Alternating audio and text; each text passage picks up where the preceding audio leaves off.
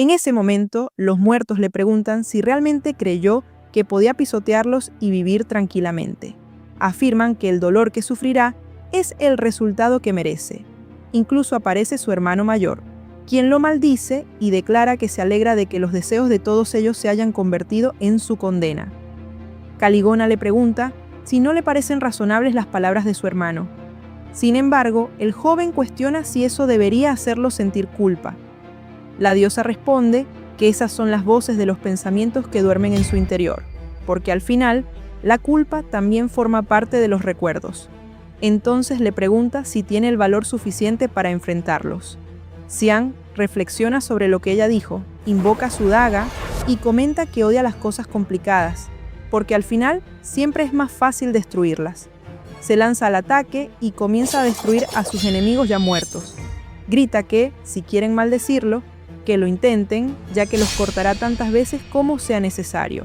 En ese momento comprende que él mismo se convertirá en la maldición de ese mundo. Por otro lado, Astia llama desesperadamente a Xian. Se disculpa y confiesa que todo fue su culpa por haberlo guiado hasta ese lugar. Se pregunta qué debe hacer y teme que él ya esté muerto. De pronto, alguien salta desde el agua. La pequeña se asusta aún más cuando la figura cae frente a ella, lo cual la chica pide para que él no se acerque.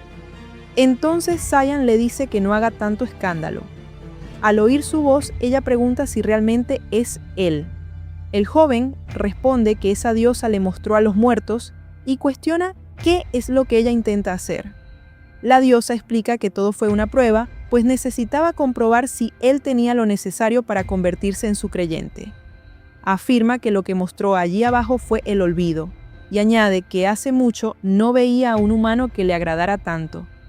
Finalmente, concluye que él será el primer creyente de esa era, y le otorgará su poder, llamándolo por su título de el heredero de la niebla negra. Mientras tanto, Rick comenta que pensó que iba a morir, ya que ni siquiera intentaron huir y decidieron luchar de inmediato. Reconoce que esas chicas son impresionantes, aún así, sabe que eliminar esas criaturas no será fácil, y se pregunta si su misión ya terminó. Aliviado, decide regresar al campamento para descansar, pensando en una cerveza fría. Sin embargo, mientras camina, tropieza con algo. Al mirar hacia abajo descubre numerosos cuerpos y se pregunta si no serán los mercenarios que acampaban en la aldea y por qué están allí. En ese instante, un ataque se dirige hacia él, pero logra esquivarlo y se pregunta qué fue eso. Observa con atención y nota que parecen plumas. Luego, ve a dos personas peleando y se pregunta si fueron ellos quienes provocaron todo aquello.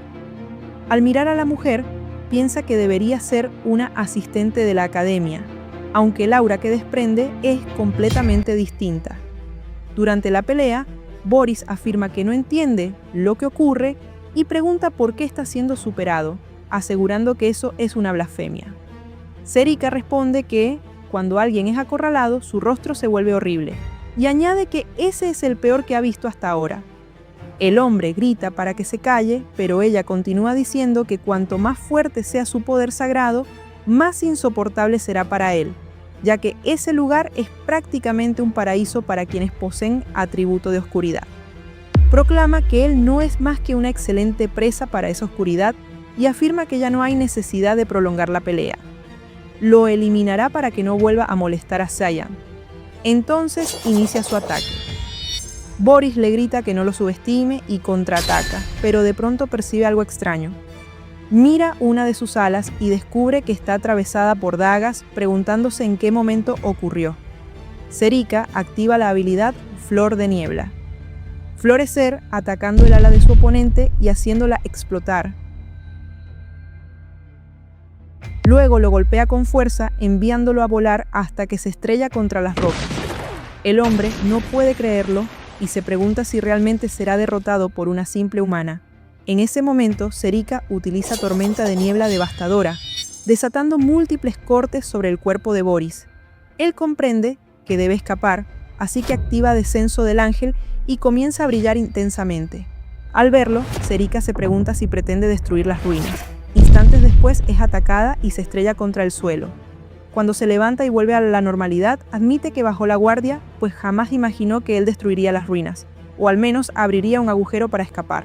Luego mira a un lado y ve que un zombi la ha atrapado, aunque lo elimina de inmediato.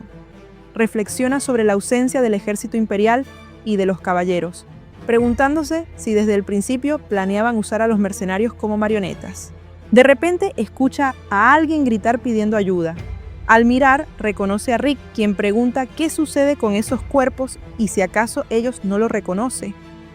Serika se pregunta si no es el guía del camino y por qué vino solo. Justo cuando él le suplica que lo ayude y que no se quede mirando cómo es devorado.